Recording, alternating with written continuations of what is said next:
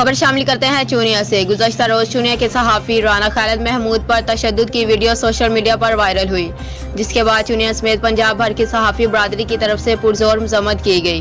DPO कसूर जाहिद नवाज मरवत ने फौरी नोटिस लेते हुए थाना सिटी चूनिया में मुल्ज़मान के खिलाफ मुकदमा दर्ज करवा दिया। सहाफ़ी बरादरी ने 24 घंटे के अंदर मुल्ज़मान की गिरफ्तारी का मुतालबा कर दिया, मगर 24 घंटे से कबल ही मुल्ज़मान पार्टी चूनिया प्रेस क्लब आ गई और शहर के तमाम सहाफ़ियों की मौजूदगी में मुल्ज़मान मलक जहांगीर, अदील, टीपू चदर ने राना खालिद महमूद समेत तमाम सहाफ़ी बरादरी से माफ़ी मांग ली, जिस पर राना खालिद महमूद ने बड़ेपन का मुजाहरा करते हुए मुल्ज़मान को माफ़ कर दिया। इस मौका पर राना खालिद का कहना था कि मैं तमाम प्रेस क्लब्स और सहाफ़ी कम्युनिटी के बेहद मशकूर हूँ। Report Shahid Saeed Wattoo, deputy bureau chief N22 news Punjab. मैं मलक मोहम्मद जहांगीर मरकजी प्रेस क्लब नाल मेरा तलक है ते मैं राणा मोहम्मद खालिद साहब नाल एक्सक्यूज करना वा। दिली मैनू अफसोस होया तो मैं जनाब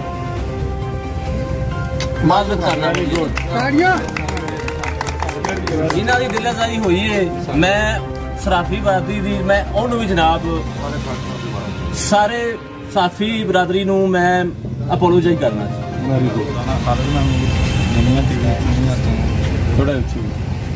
मैं पैगाम देना चाहना तमाम अपने साथी दोस्तों को।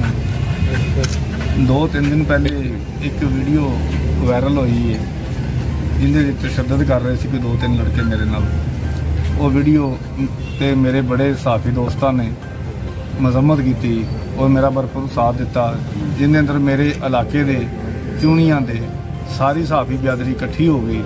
उन्होंने भी एहतजाज किया और मेरा साथ दिता। पुलिस ने बहुत ज़्यादा साथ दिता।